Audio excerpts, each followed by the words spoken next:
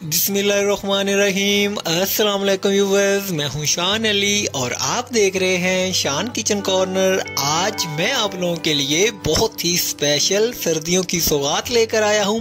आज हम बनाएंगे शक्कर और मूंगफली की रेवड़ियां, जो कि बहुत ही खस्ता और लजीज किस्म की बनती हैं।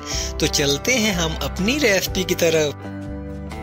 रेसिपी को तैयार करने के लिए यहाँ पे मैं 100 ग्राम मूंगफली और 100 ग्राम वाइट तिल का इस्तेमाल कर रहा हूँ।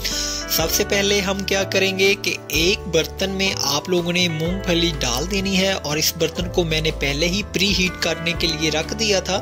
तो आपने मूंगफली को रोस्ट कर लेना है और उसी तरह ही आप लोगों ने जो तिल का इस्तेमाल करना है उनको भी 1 से 2 मिनट के लिए हल्की आंच पे इनको रोस्ट कर लेना है।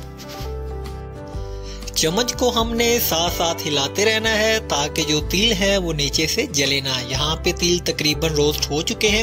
अब आप लोगों ने एक पैन लेना है और इसके अंदर आधा कप शक्कर ऐड कर देनी है और इसी शक्कर के अंदर आधा कप ही हम पानी ऐड कर देंगे।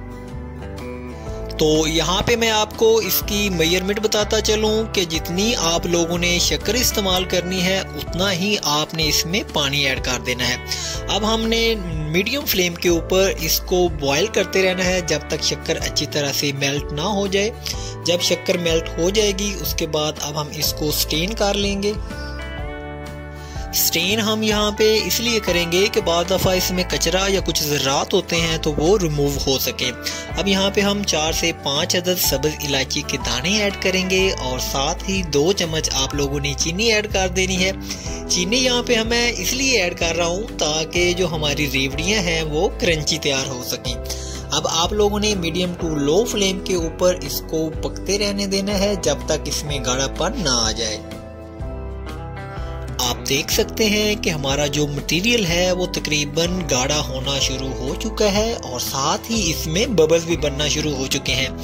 अब हम इसकी कंसिस्टेंसी को चेक करने के लिए क्या तरीका इख्तियार करते हैं। तो देखें जी, आप लोगों ने एक कप में ठंडा पानी लेना है और इसके कुछ कतरे इसके अंदर गिरा देने हैं। अगर तो ये जम जाए तो समझ लें कि आपका जो है मटेरियल रेडी हो चुका है। ये देखें जी, ये अभी जो कुछ देर लेगा 2 मिनट के बाद अब हम इसी प्रोसीजर को दोबारा ट्राई करते हैं।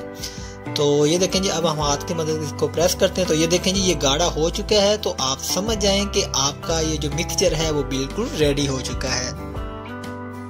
तो इस स्टेज के ऊपर हम मूंगफली को इस मिक्सचर के अंदर ऐड कर देंगे और आप लोगों ने जो फ्लेम है उसको लो कर देना है और लो फ्लेम के ऊपर 25 से 30 सेकंड तक हम मूंगफली को फ्राई कर लेंगे। उसके बाद इसी पेस्ट को आप लोगों ने तिल के ऊपर डाल देना है।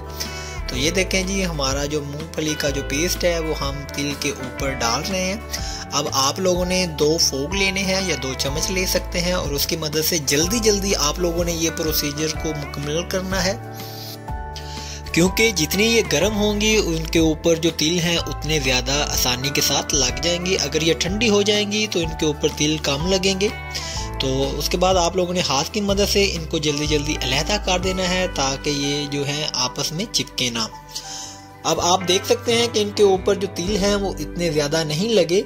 अगर तो आप इस तरह लाइक करते हैं तो आप इसको ऐसे ही छोड़ दें। अगर आप कहते हैं कि इसको तिल ज़्यादा लगे तो दूसरा तरीका ये है कि आप लोगों ने वही तिल जो है दोबारा उसको एक कढ़ाई में डाल देने हैं और ये जब गर्म हो जाएंगे उसके बाद आप लोगों ने ये जो रेवड़ियाँ हैं दोबारा इसके अंदर ऐड कर देनी है और लो फ्लेम के साथ साथ आपने इसको हिलाते रहना है। और ये तकरीबन 1 से 2 मिनट के बाद आप जब देखेंगे तो इनके ऊपर मुकम्मल तौर पे जो है वो वाइट तिल लग जाएंगे और आपकी रेवड़ियाँ बिल्कुल रेडी हो जाएंगी।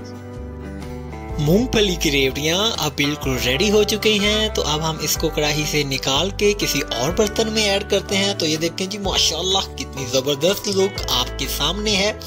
और आप लोगों ने इस रेवड़ियों को सेव करने के लिए एयर टाइट जो जार है उसके अंदर ऐड कर देना है और फिर आप जब तक चाहें इसको इस्तेमाल कर सकते हैं। अगर आप चाहते हैं कि इस तरह की मज़ीद मज़ेदार और यूनिक किस्म की रेसिपी मैं आप लोगों के साथ शेयर करूं तो मेरे चैनल को सब्सक्राइब कर दें और बेल आइकन को प्रेस कर दें ताकि मेरी तमाम आने वाली वीडियोस आप तक बआसानी पहुंच सकें। तो मिलते हैं जी नेक्स्ट टाइम किसी अच्छी सी रेसिपी के साथ। तब तक आप सब लोगों की दुआओं के साथ अल्लाह हाफिज।